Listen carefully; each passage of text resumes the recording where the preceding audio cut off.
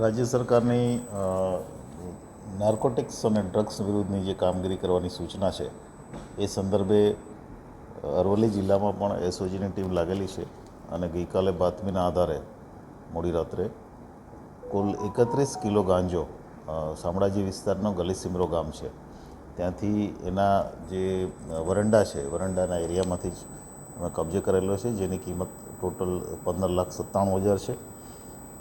એક આરોપી રામાભાઈ ઓજાત જે જેનું પોતાનું આ માલિકીનું જગ્યા છે એને અમે અરેસ્ટ કર્યો છે. આનો ઉપયોગ શું કરવાનો હતો, બિયારણ ક્યાંથી લાવેલો, એ બાબતે અમે આગળની કાર્યવાહી તપાસમાં કરી રહ્યા છીએ.